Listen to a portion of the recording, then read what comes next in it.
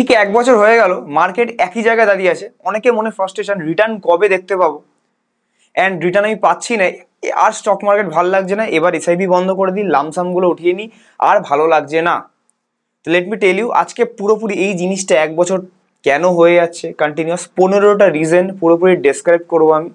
Plus ফিউচারে কবে কোন লেভেল আমরা দেখতে পারি, একটা হালকা ফুলকা টেকনিক্যাল ডিসকাস করবো না, ফান্ডামেন্টালের উপর যেটুকুনি পারবো আমি সেটুকু আজকে ফান্ডামেন্টালের উপর বোঝানোর চেষ্টা করব, যে ফিউচারে কি আমরা দেখতে পারি, এই বছর কি এক্সপেক্ট করতে পারি, সামনে বছরও এই অগস্ট মাসে ভিডিও বানাচ্ছি, এটা পরের বছর আবার অগস্টেও কি একই লেভেল দেখতে পারি কিনা, অ্যান্ড এইটা কেন হয়েছে, অ্যান্ড কেন হয়েছে, এর পরে কি হলে, মানে এমন কি কিসের জন্য আমরা ওয়েট করছি, এইটার জন্য, এইটা হলে আমরা হয়তো মার্কেটটাকে আরো বাড়তে দেখবো, অল টাইম হাইটাকে ব্রেক করে আমরা 28,000 30,000-এর উপর দেখবো। কবে ঠিক হবে বাজার, এইটাতে কোশ্চেন দেবো। একই জায়গায় দাঁড়িয়ে আছে 1 বছর ধরে, আর ভালো লাগছে না। Let's start. তো মেইন রিজন দিয়ে একদম স্টার্ট করি। প্রথম রিজন হচ্ছে উইক কোয়ার্টারলি রেজাল্টস। বাইরে বিদেশিরা অ্যাট্রাক্টেড হয়ে, এফআইআই যাদের বলি, তারা ইনভেস্ট করে, অ্যান্ড তাদের উপরই আমাদের মার্কেটের ভলাটিলিটি চলে অনেকটা বলতে পারেন।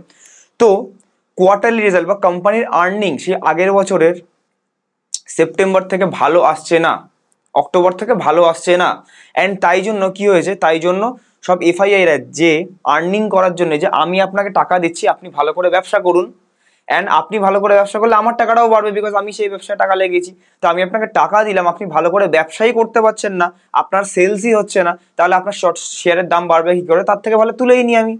এরকমই একটা ব্যাপার, যে এফআইআইরা কেন ইনভেস্ট করবে যদি কোয়ার্টারলি রেজাল্ট, 3 মাসের যে ব্যবসা করে, এই রেজাল্টগুলো উইক আসে, যদি ব্যবসায়ী ভালো না করতে পারে। এটার সাথে ইন্টারলিঙ্কড হচ্ছে slow growth and less consumption. লোকে গাড়ি কম কিনছে, লোকে জিনিসপত্র জামা কাপড় কম কিনছে, তো কনজাম্পশন পুরো লো হয়ে গেছে। আরবিআই কিছুদিন আগে স্টেপ উঠিয়েছিল যে যাতে কনজাম্পশনটাকে বুস্ট করা হয়, বাজারে লিকুইডিটি আনা হয়, সেটা আলাদা ব্যাপার, কিন্তু আগের বছর থেকে কনজাম্পশন অনেকটাই ড্রাস্টিক ফল করেছে, বিকজ লোন সস্তা এখনো হয়নি। যতক্ষণ না ইন্টারেস্ট রেট কাট হবে, যতক্ষণ না লোন সস্তা হবে, ততক্ষণ ব্যবসা বাড়বে না, ব্যবসা বাণিজ্য কনজাম্পশন কিছুই বাড়বে না। তাই জন্য কনজাম্পশন কমে গেছে। এই কনজাম্পশন, জিনিসপত্র লোকে কম কিনছে, কেনা বেচা করছে, এর জন্যই তো কোম্পানিদের রেজাল্টস কমেছে। সবকিছু ইন্টারলিঙ্কড আছে। 3 নম্বর, এখন রিসেন্ট নিউজ, যেটা খুব মানে ডিটেলসে ভিডিও বানিয়ে এটার উপর, বাট আমি একটা ছোট্ট বুঝিয়ে দিচ্ছি, যেটা হচ্ছে টিসিএস এর লে অফ। এটা অনেক কিছু সিগন্যাল দেয়, অনেক কিছু সিগন্যাল দেয়। এখানে একটা আর্টিকেল আছে, অনেকগুলো আর্টিকেল আছে, এখানে দেখতে পারেন আপনারা, টিসিএস লে অফের উপর, যে সবাই টেনশনে আছে। অ্যান্ড এটা অনেকে বলা হচ্ছে যে এআই যে আসছে না, এআই এর জন্য লে অফ হচ্ছে 12,000 এমপ্লয়ি। তো এআইটা জাস্ট একটা এক্সকিউজ, অ্যান্ড ওটাকে এক্সকিউজ বানিয়ে টিসিএস হাইড করার চেষ্টা করছে। আসল রিজন লে অফের পেছনে সেটা হচ্ছে কোম্পানির প্রফিটেবিলিটি, কোম্পানির প্রফিট কম হচ্ছে, কোম্পানির সার্ভিসেস কম বেচছে, কোম্পানির রিকোয়ারমেন্ট কমে গেছে বিদেশি কোম্পানিগুলোর। তো সেই ক্ষেত্রে এখানে পুরো যদি আপনি আর্টিকেলটা পড়েন, এই যে 12,000 এমপ্লয়ি পুরোপুরি আপনার একদিনে লে অফ হয়ে গেছে। তো সেই ক্ষেত্রে 12,000 এমপ্লয়ি টিসিএস এর ওয়ার্কফোর্সের, মানে প্রত্যেক 50টা এমপ্লয়ির মধ্যে একটা এমপ্লয়ি লে অফ হয়েছে। তো that is not a good sign. এবার টিসিএস বাটা আইটির বলতে পারেন জায়েন্ট, টিসিএস আইটি মানে আমরা টিসিএস অ্যান্ড উইপ্রোকে আমরা ধরি। তো ওটাই যদি আমাদের উইক বা লে অফের দিকে এগোয়, তাহলে ছোট ছোট যারা নভিস একদম আইটি কোম্পানি আছে, তাহলে তারা কি করবে, তাদের এক্সপেকটেশন কি? তো এখান থেকে দেখতে পাচ্ছি নো বা আনসার্টেন ফিউচার ডিমান্ডস, যে টিসিএস বা এই আইটি সেক্টরে হয়তো ফিউচার ডিমান্ড আস্তে আস্তে কমছে বা আনসার্টেন, যে আমরা কিছু জানি না। তাদের যে কনকল হয়, কনকলেও ম্যানেজমেন্ট কিছু ভালো বলেনি যে ফিউচারে এই প্রজেকশনস আছে, এই আছে সেই আছে, ডিরেক্ট লে অফ করে দিয়েছে। তো কোম্পানির প্রফিটও কমছে, বুঝতে পারছে না নিজেই, কোম্পানি এত বড় কোম্পানি হয়ে যে এরপরে কি হতে চলেছে, তার জন্য ছোট কোম্পানিরা তো সাফার করবেই, ছোট কোম্পানিরা আনসার্টেন তো হবেই। তো ওই জন্য আইটি সেক্টর থেকে আমি কোনোদিন আইটি সেক্টরের এখনের জন্য ফ্যান না, এখনো আমি আইটি সেক্টরকে একটু ইগনোরই করছি আমার ডেটার থেকে। তো আইটি সেক্টরের উপর তাই জন্য প্রেশার পড়ে গেছে, বিকজ একটা বড় জয়েন্ট টিসিএস এর মতো এরকম লে অফ করেছে। এরপরে দুটো সেগমেন্ট আছে, একটা হচ্ছে ব্যাংকিং সেক্টরের উপর প্রেশার পড়েছে, ব্যাংকিং অ্যান্ড এনবিএফসি, মানে ফিন্যান্স কোম্পানি যেগুলো আছে, যেমনি বাজাজ ফিন্যান্স দেখবেন কিছুদিন আগে 5% পড়ছে, বাজাজ ফিনসার্ভও তার জন্য 5% পড়েছে কিছু রিজনসের জন্য, যেটা আগে আমি ভিডিওতে বুঝিয়েছি। তো ব্যাংকিং সেক্টরও ডাউন হয়েছে। অ্যান্ড আমরা জানি আইটি অ্যান্ড ব্যাংকিং এই দুটো নিফটির মধ্যে মেজর পার্ট প্লে করে। কত কি প্লে করে বোঝাচ্ছি আস্তে আস্তে। এবার অটো অ্যান্ড মেটাল সেক্টরেরও প্রেশার দেখা গেছে, এই সেক্টরগুলো সব থেকে বেশি উইক হয়েছে। এরপরে পয়েন্ট যদি দেখি, IT and banks hold major portion of Nifty. এবার আপনারা গুগলে গিয়ে সার্চ করতে পারেন, আমি আপনাদের জন্য একটা সার্চ করছি এখানে, যে এখানে যা সার্চ করব sector wise Nifty weightage, sector wise Nifty weightage যদি এখানে আমি ক্লিক করি তাহলে ফার্স্টে এখানে দেখুন চলে আসবে কোন কোন সেক্টর নিফটি বেশি ওয়েটেজ আছে। প্রথমে দেখবেন ব্যাংক আছে, মোটামুটি ব্যাংক আছে এখানে মোটামুটি 21%-এর কাছে, 20.93, রাউন্ড ফিগারে 21, 21%। আইটি আছে 13%, তাহলে 21 আর 13 34%-এর কাছাকাছি এখানেই হয়ে গেল। মানে 3 ভাগের 1 ভাগ নিফটির ব্যাংক আর আইটি এই দুটো সেগমেন্টে হয়ে গেল। এবার ব্যাংক বা ফিনান্সের সাথে যুক্ত হচ্ছে ফিনান্সিয়াল সার্ভিসেস যুক্ত। আমি কি বলছিলাম, অটো 7.71, মানে পুরোপুরি বলতে পারেন 6%, 7%, এগুলো হচ্ছে উইক সেগমেন্টের মধ্যে পড়ছে। তার মানে 50%-এর কাছাকাছি আমার যদি সেগমেন্ট বা সেক্টর যাই আপনি বলেন পুরো যদি উইক হয়ে যায়, তাহলে কি করে নিফটি চলবে? নিফটি তো আপনি এমনিই পড়বে। আধা বেশি সেক্টর যদি নিফটি ডাউনই হয়ে যায়, তাহলে বেশি ওয়েটেজ 50% তো এইগুলোরই আছে, তাহলে নিফটি কি করে রিকভার করবে? উল্টো নিফটি তো পড়বেই। তো এইটার কারণে 1 বছর ধরে নিফটি এই উইক সেগমেন্টসগুলোর জন্য পড়েছে, অ্যান্ড ফিউচারে আরো হয়তো পড়ছে। নেক্সট হচ্ছে গ্লোবাল আনসার্টেনিটি, যেটা আমাদের শুরু হয়েছে ট্রাম্পের ইলেকশনে জেতার পর, মানে নভেম্বরে জিতেছে ধরুন, এবার জানুয়ারি ফেব্রুয়ারি স্পেশালি এপ্রিল থেকে শুরু হয়েছে গ্লোবাল আনসার্টেনিটি। ট্যারিফ জবে থেকে বললো, তা ট্রাম্প নিজেও নিউজে থাকতে চায়, নিজেও ওরকম একটা স্টক মার্কেটের লোক। তো সেই ক্ষেত্রে ট্রাম্প নিজেই চায় না মার্কেট বাড়ুক, প্রত্যেকবার ডাও জোন্সকে একই লেভেলে এনে ওখান থেকে রিজেকশন নেওয়ায়, নিফটিকেও একই ব্যাপার। তো সে জানে, he knows what he is doing. তাই জন্য ট্রাম্পের গ্লোবাল আনসার্টেনিটির মধ্যে ফার্স্টেই আসছে ট্রাম্পের ট্যারিফ, যার জন্য পুরো ডিস্টার্ব হচ্ছে পুরো গ্লোবাল মার্কেট, বিকজ এটা শুধু ইন্ডিয়ার সাথে হচ্ছে না, সবার সাথে হচ্ছে। নেক্সট ইন্ডিয়া চায়নার রিলেশন। ইন্ডিয়া এখন একটা জিনিস বোঝা যাচ্ছে যে ইন্ডিয়া এখন অল্টারনেটিভ খুঁজছে, যে বাই চান্স ট্রাম্প বা ইউএস এর সাথে যদি একটা বিগ পাওয়ার হাউস, ইউএস হচ্ছে গ্লোবালি, তো ইউএস এর সাথে যদি বাই চান্স রিলেশন নষ্ট হয়, তাহলে আমার চায়না বা রাশিয়ার সাথে আমাকে যোগ দিতে হবে, কিছু করার নেই। এইটা আমরা একটা সংকেত পাচ্ছি কি দিয়ে দেখবেন, এখানে একটা আছে ইন্ডিয়া আর চায়নার মধ্যে strategic signalling, not concession, strategic signalling আমরা দেখতে পাচ্ছি। কার পর থেকে? জবে থেকে আমরা দেখতে পাচ্ছি যে ইন্ডিয়া ভিসা আবার অ্যাপ্রুভ করা চালু করে দিয়েছে চাইনিজ সিটিজেনদের। 5 বছর মানে ছিল না এরকম, 5 বছর পর আবার চালু করেছে ভিসা অ্যাপ্রুভাল দেওয়া। তো তবে থেকে তার মানে রিলেশনটা চায়নার সাথে আস্তে আস্তে হয়তো বন্ডিংটা ভালো হচ্ছে। যত ইউএস এর সাথে বাজে হচ্ছে, তত চায়নার সাথে হয়তো কি ভালো হচ্ছে, যেটা গুড সাইন আমরা একটু হলেও বলতে পারি। চায়না, রাশিয়া, ইন্ডিয়া যদি তিনটে একসাথে থাকে, তাহলে ইউএসও নিজে যতই কিছু বলুক পারবে না কিছু করতে। নেক্সট ইজ, যদি আমি এখানে বলি FII selling data, FII selling data. এবার এফআইআই দেখতে পাচ্ছি যে যবে আমি ফার্স্ট পয়েন্টের সাথেই বললাম যে কোয়ার্টারলি রেজাল্ট বাজে আসছে, তো এফআইআই এখানে সেল করেই যাচ্ছে, কেনই বা রাখবে? বিকজ ডেটা বাজে আসছে। আপনি যদি এখানে সার্চ করেন সিম্পলি, এগুলো আপনারাও সার্চ করে করে দেখতে পাবেন, যেগুলো হয়ে গেছে সেগুলোকে আমি একবার কেটে দিচ্ছি। এখানে যদি আমি সার্চ করে নিই FII DII data, just normal search করবেন, মানি কন্ট্রোলের ওয়েবসাইট ফার্স্টেই চলে আসবে, এখানে চলে আসবেন। তো এখানে যদি আমরা দেখি একদম নিচে গিয়ে যে কোন মাসে কত কি নেট সেলিং হয়েছে, তো এটা হচ্ছে এফআইআই এর দিকটা নেট পারচেজ বা সেল, আর এখানে নেট পারচেজ বা সেল ডিআইআই। তো আমি এফআইআই এর দিকটাই দেখতে চাই। তো এখানে যদি আপনি দেখেন সিন্স সেপ্টেম্বর, মানে সেপ্টেম্বর তো অল টাইম হাই আমাদের ছিল নিফটির, তো সেইখানে অনলি 12,000 কোটি টাকার এফআইআই বাইং করেছেন। তারপরেই তো সেপ্টেম্বরের পরে অক্টোবর থেকে কোয়ার্টারলি রেজাল্টগুলো আসা শুরু করে, একদম বাজে রেজাল্ট আসে। এখনো যে এই কোয়ার্টারে যে রেজাল্ট আসছে, আগের কোয়ার্টারের রেজাল্ট এইখানে আসছে, এমন কিছু ভালো আসছে না, খুব কম কোম্পানি আছে ভালো আসছে, এখনো বাজেই আসছে।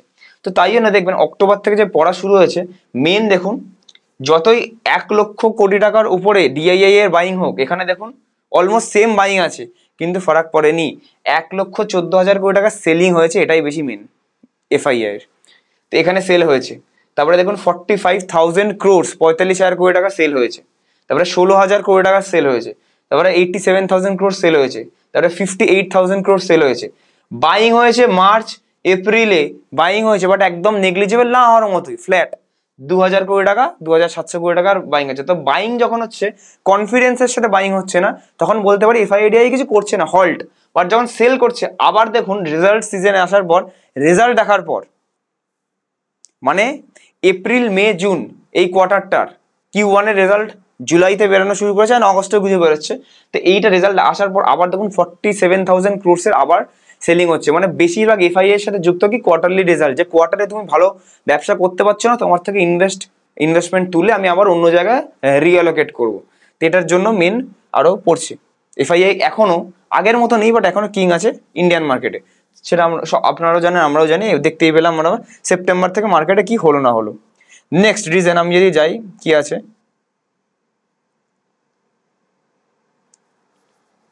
নেক্সট ইজ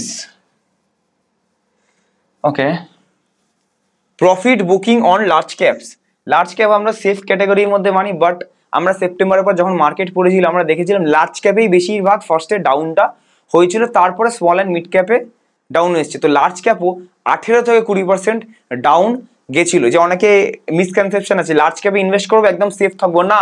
মার্কেট যদি নিফটি যদি 18% পড়েছে, তো লার্জ ক্যাপ ইন্ডেক্স বা আপনি যদি বলেন নিফটিকেই ধরা হয়, কিন্তু লার্জ ক্যাপের মিউচুয়াল ফান্ডগুলো দেখবেন সেই 20-22% সে ওগুলোও পড়েছে, 18%, 20% ওগুলোও পড়েছে। তো মার্কেট পড়লে সবই পড়বে, হ্যাঁ হয়তো স্মল ক্যাপ মিড ক্যাপ যদি ঠিকঠাক ফান্ড না নেওয়া থাকে 25%, 28% অব্দি পড়বে, বাট লং টার্মে রিটার্নটাও বেশি ভালো দেবে। বাট লার্জ ক্যাপ কি পড়বে না? একদম লার্জ ক্যাপও পড়েছে। উল্টে প্রথম 2-3 মাসে লার্জ ক্যাপই বেশি পড়েছিল, 20% অল ওভার ড্রডাউনটা লার্জ ক্যাপই দিয়েছে।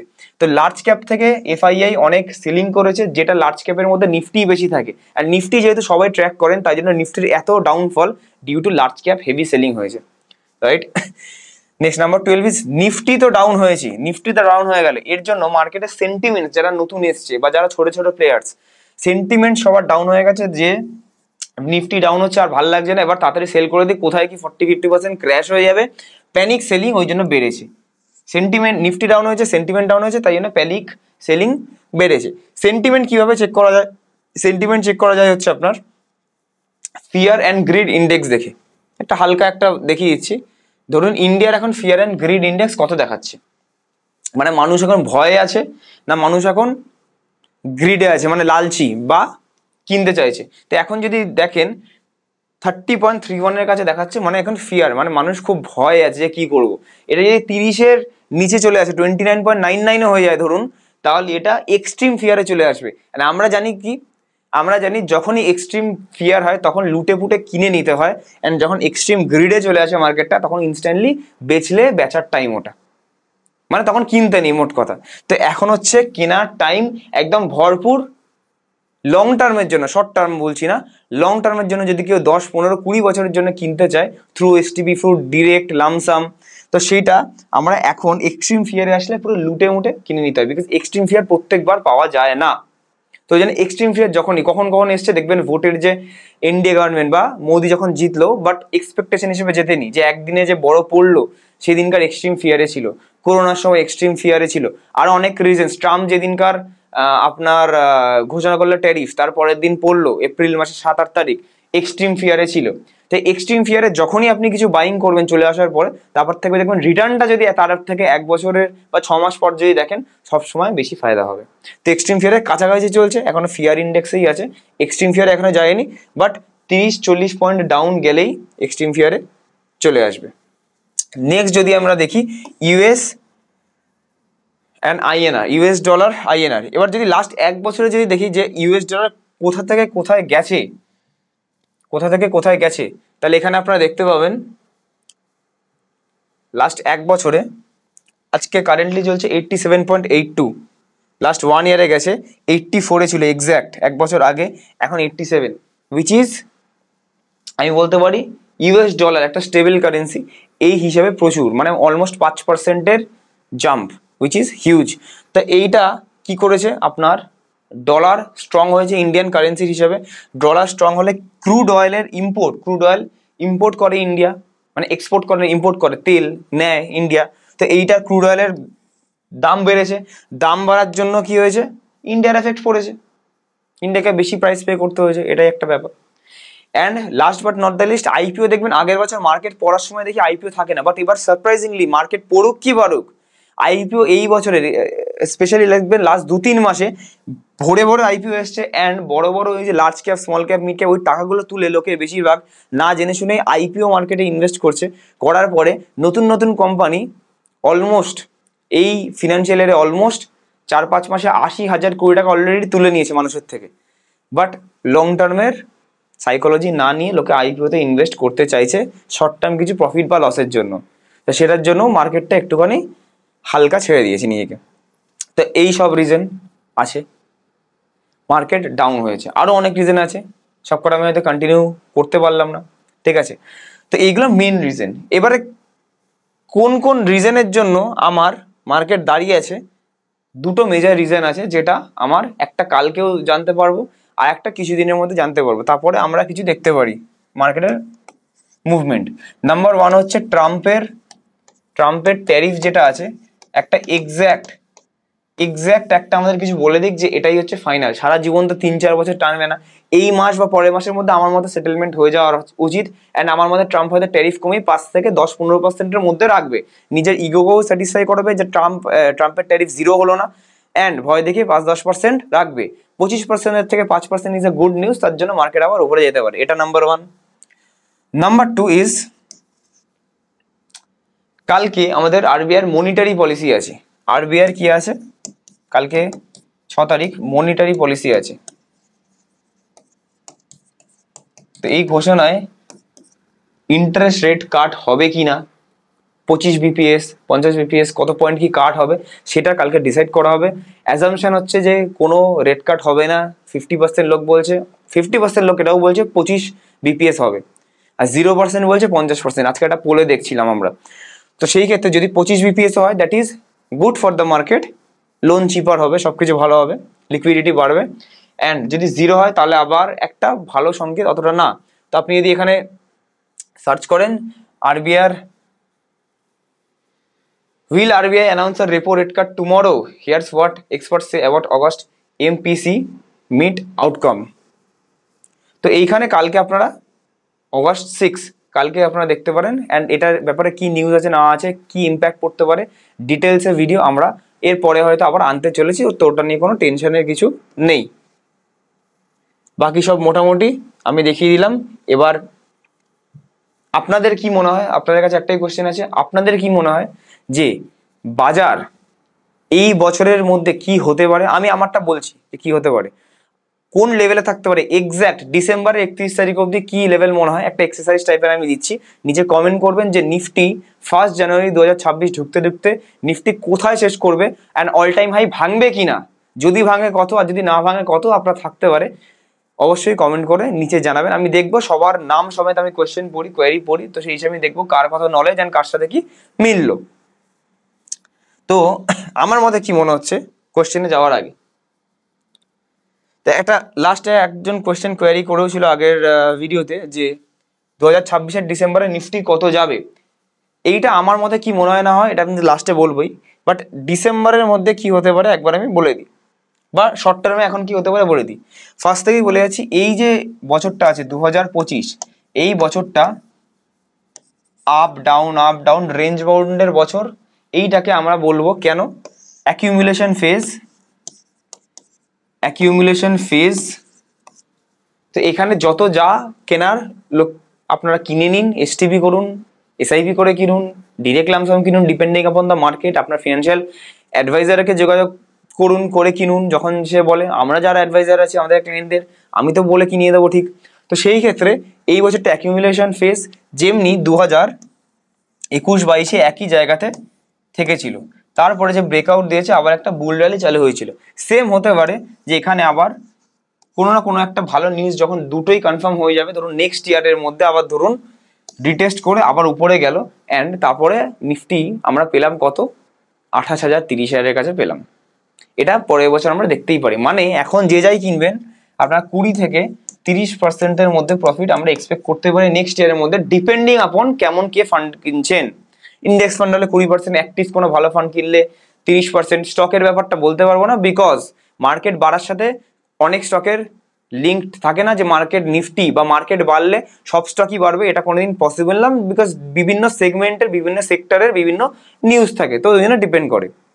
কিন্তু আমি যদি ওভারঅল মার্কেট বা ইন্ডেক্সের কথা বলি, small cap index, mid cap index, large cap index, এইটা আমাদের এক্সপেক্টেড রিটার্ন 1 বছরে আনুয়াল 1 বছরের মধ্যে আসতে পারে। তো এই জন্য ওয়েট করার থেকে, মিস হয়ে যাওয়ার থেকে আমি বলবো যে এরপরে যদি কোনো সময় কিছু ডাউন হয়, ধরুন পুজোর সামনাসামনি সেপ্টেম্বরের পরে অক্টোবরের দিকে কিছু ধরুন ডাউন হলো এক্সাম্পল, তাহলে ওটাই একটা লাস্ট ডাউন হিসেবে মানতে পারি, ওখানেই আমি কিনতে পারি। রেদার এখনই একটা ডেট ফান্ডে বা ইকুইটি সেভিংস এটাকে এসটিভি করতে পারি, বারবার বলছি কারণ আছে নিশ্চয়ই, করে অ্যাভারেজ আউট হয়ে গেল ডিসেম্বরের মধ্যে, হয়ে যেটুকুনি অ্যাভারেজ আউট হলো, হয়ে তারপরের উপর পুরোটার উপর আমি পুরোপুরি ইনভেস্ট করছি, রেদার দেন ব্যাংকে বসে থেকে ক্যাশে হোল্ড করে মিস করার থেকে।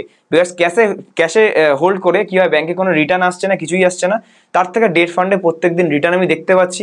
হুট করে যদি আমি কোনোদিন মার্কেটে মনে হয় যে আজকে আমি ইনভেস্ট করবো, তাহলে ব্যাংকের এফডিটা ভাঙলে পেনাল্টি লাগবে, বাট ডেট ফান্ডে কোনো পেনাল্টি লাগে না, একদিনের এসটিবি বা সুইচ করলেই হয়ে যায়। তো দেয়ার আর সার্টেন ফ্যাক্টরস যেগুলো আপনাকে মাথায় রাখতে হবে। তো কিছু কিছু কোয়েশ্চেনের দিকে আমরা চলে যাব। এই টাইমে কি নিউ এসআইপি করা উচিত, এরকম অনেকেরই কোয়েশ্চেন আছে। দি অ্যান্সার ইজ ইয়েস। যখন রেঞ্জ বাউন্ড হয় তখন উল্টে এসআইপি বাড়িয়ে দেওয়া উচিত, স্টেপ আপ করে দেওয়া উচিত। অ্যান্ড এসআইপির কোনো, যদি একদমই আপনি নতুন হন, একবার শুরু করেননি, তো নতুন এসআইপি স্টার্ট করার জন্য কোনো টাইম থাকে না, বিকজ এসআইপি যদি মার্কেট হাইতেও এখানে শুরু করছেন, পরের মাসে লো হলো, ওই লোতেও আবার পরের মাসে ইনভেস্ট হচ্ছে, তার পরের মাসে হচ্ছে, তার পরের মাসে হচ্ছে, তো সব জায়গাতে ইনভেস্ট হয়, অ্যাভারেজ আউট এমনি হয়ে যাচ্ছে, বিকজ প্রত্যেক মাসে ইনভেস্ট করছেন। আপনার যদি এরকম থাকে প্রত্যেক মাসে ইনভেস্ট করবেন না, আপনি 1-2 মাসই ইনভেস্ট করবেন লামসাম, তাহলে ওটা দেখে নিতে হয়, টেকনিক্যালি নলেজ থাকলে দেখে নিতে হয় যে এখানে ইনভেস্ট করছি কি এখানে। লামসামের ক্ষেত্রে, বড় লামসামের ক্ষেত্রে, মানে এমন লামসাম যেটা আপনি পরে চাইলেও অ্যাভারেজ করতে পারবেন না। 50,000, 70,000, 1 লাখের কথা বলছি না, যেটা চাইলে আপনি অ্যাভারেজ করতে পারবেন। আবার 10 লাখ, 20 লাখ, 50 লাখের কথা বলছি, যেটা সবসময় মানুষের কাছে আবার অ্যাভারেজ করার মতো অত টাকা থাকে না।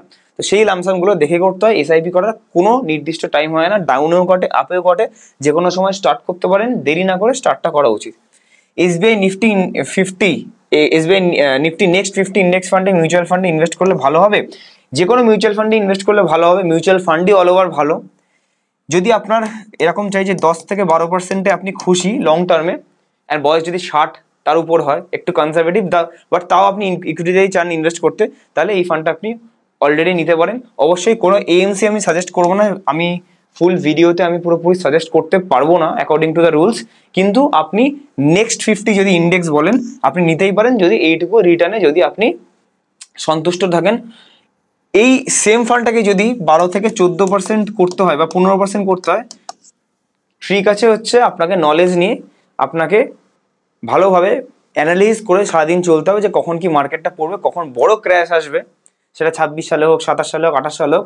ক্র্যাশ আসার আগে ডেট ফান্ডে আবার ট্রান্সফার করলাম, করে ক্র্যাশ হওয়ার সময় ইকুইটিতে পুরো আবার ঢেলে দিলাম। তো এইটা করলে দেখবেন এই যে 10% রিটার্নটা 14-15 অবধি হয়ে গেছে। স্মল ক্যাপ মিড ক্যাপে 18% রিটার্নটা 22-23-25% লং টার্মে হয়ে গেছে, বিকজ যখন সবার পোর্টফোলিও আধা হবে তখন আপনার পোর্টফোলিও একই জায়গায় থাকবে, আধার সময় আপনি ইনভেস্টটা করছেন। তো এইরকম ভাবে আপনি ইনভেস্টমেন্ট স্টার্ট করতে পারেন। দাদা নিপন ইন্ডিয়া স্মল ক্যাপ ফান্ডে 2000 করে মাসে হিসাবই করছিলাম, ভালো গ্রোথ হয়নি, 2 বছরে মাত্র 15% গ্রোথ হয়েছে। এটা কিভাবে অন্য ফান্ডে শিফট করব আর কোন ফান্ডে ইনভেস্টমেন্ট করব একটু বলবেন প্লিজ। এটা সুইচ করতে হবে আপনাকে। আমি আরেকটা নিচেও এসছে না রিপ্লাই, হ্যাঁ আমার এই ফান্ডে আছে, প্রথম 2 বছর ভালো রিটার্ন দিয়েছি, এখন আর ভালো রিটার্ন দিচ্ছে না, তাই আমি এরপর অন্য ফান্ডে দিতে এসটিপি করব না, মানে আমাকে জিজ্ঞেস করছে নিপন স্মল ক্যাপই থাকবে। আমি আগের বছর থেকেই দেখবেন আমরা বারণ করেছি যে Nippon small cap already return দিয়ে দিয়েছে, আমি আর নিপন স্মল ক্যাপে ইনভেস্টমেন্ট করাচ্ছি না বা নিজেও করছি না। দ্য রিজন ইজ দিস, আগে যেটা বলি নিশ্চয়ই কোনো কারেন্ট থাকে, পরে আপনাদের রিয়েলাইজেশন হয়, বাট পরে আপনাদেরই কিন্তু রিটার্নটা কমে যায়। আপনারা ফার্স্টে ভাবেন যে রাজ ভুলভাল বলছে বা কিছু, যারা নতুন ভিউয়ার, যারা পুরনো আছে তারা জানেন, আমায় চেনেন, কিন্তু এখন নিজেরাই পস্তাচ্ছেন আমার কথা না শুনে। বা আপনি যদি নতুন ভিউয়ার হন তাহলে কিছু করার নেই, যে আমি 1 বছর ধরে বলে গেছিলাম এর আগের বছর যে নিপন স্মল ক্যাপ আমার একদম পছন্দ হচ্ছে না। 2 বছর 3 বছর 5 বছরের রিটার্ন দেখে আপনারা নিচ্ছেন, বা যেটা রিটার্ন দিয়ে দিয়েছে সেগুলো আর রিটার্ন ফিউচারে দেবে না। এই সেম জিনিসটাই হয়তো মতিলাল মিড ক্যাপ পারস্পরিক ফ্লেক্সির সাথে খুব সামনে হতে চলেছে। নেক্সট ভাই, আমার গ্রো অ্যাপে ইনভেস্ট করা আছে, এটা তোমার কাছে ট্রান্সফার করে তোমাকে দিয়ে মেনটেনেন্স করাতে চাই, এটা কি সম্ভব? প্লিজ বলবেন। আমার কাছে ট্রান্সফার মানে আমি তো ডিরেক্টলি কারো ব্যাংকে ট্রান্সফার বা কিছু এরকম তো কোনোদিন পসিবল না। এনজেবেলথের অ্যাকাউন্টে ট্রান্সফার, এনজেবেলথের অ্যাকাউন্টে ট্রান্সফার গ্রো অ্যাপ থেকে হয় না, গ্রো অ্যাপ বন্ধ করে দিয়েছে বিকজ গ্রো অ্যাপ ডিম্যাটে সব ট্রান্সফার করে দিয়েছে। এটা পসিবল না। গ্রো অ্যাপে যে যাই আছে নতুনভাবে রিঅ্যালোকেশন করতে গেলে আপনাকে সেল করে ব্যাংকে নিয়ে আসতে হবে, ব্যাংক থেকে আবার রিইনভেস্ট করতে হবে, বিকজ সেটা করাই উচিত। বিকজ আপনার যেগুলো আছে সেগুলো ট্রান্সফার করেও লাভ নেই যদি হতো, বিকজ ওই ফান্ডগুলো হয়তো আমি রাখতাম না, অন্য ফান্ড দিলে সেই করতেই হতো। রাজা আমার প্রশ্ন, ডেট মিউচুয়াল ফান্ড থেকে কি কম্পাউন্ডেবল রিটার্ন পাওয়া যায়? দি answer is yes.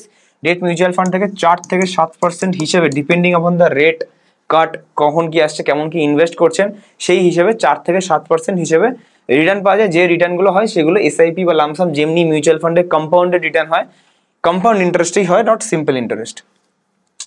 Last question, 2026 সালের ডিসেম্বরে নিফটি কত যাবে? এক্স্যাক্ট এরকম কত যাবে বলা কেউই যায় না, আপনারা জানেন। ডিটেলসে যদি ভিডিও চাই টেকনিক্যালের উপর নিচে কমেন্ট করবেন, বিকজ আগের ভিডিওতে আমি জিজ্ঞেস করেছি ডিটেলসে যদি 26 সালের নিফটির উপর ভিডিও আপনার চাই আমার মতে কি হওয়া উচিত কমেন্ট করতে। আগের ভিডিওতে বেশি আমি কমেন্ট দেখিনি তাই জন্য আমি ভিডিও বানাইনি। তো যদি ইনি আবার কোয়েশ্চেন করেছেন, যদি আপনাদের সবার মিলে চাই, আমি যদি দেখি নাম্বার অফ কমেন্ট বেশি আছে 100টার উপরে, তাহলে অবশ্যই আমি ভিডিও বানাতে রিসার্চ করব।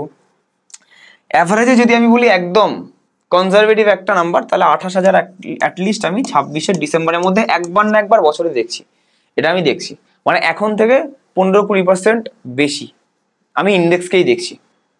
ঠিক আছে, তো আই হোপ আপনাদের ভিডিওটা ভালো লাগলো। যদি আপনি আমাকে দিয়ে পোর্টফোলিও বানাতে চান, যে নিজে পারছেন না বা কোন সময় মার্কেট পড়বে বাড়বে এগুলো কিছুই হরাইজন আপনি বুঝতে পারছেন না, বা আপনার কোনো নলেজ নেই সেরকম, আপনি আমার উপর ছেড়ে দিতে চান, তাহলে বেটার আপনি আমাকে কল করে অ্যাকাউন্ট খুলে এনজেবেলথের একটা অ্যাকাউন্ট খুলে স্টার্ট করতে পারেন। 7003684863, এটা আমার নাম্বার।